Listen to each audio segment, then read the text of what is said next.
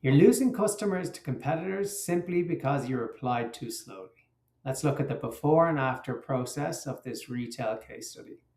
A customer submits an inquiry. The inquiry lands in email or Facebook inbox. The owner sees it when they happen to check.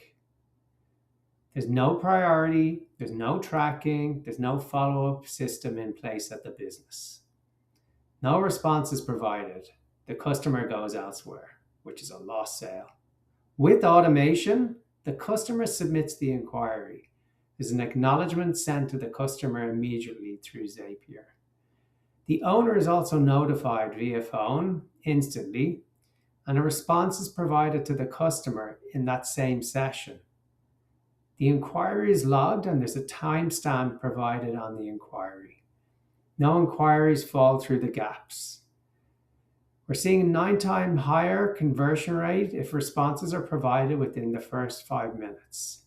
We're also seeing no missed inquiries.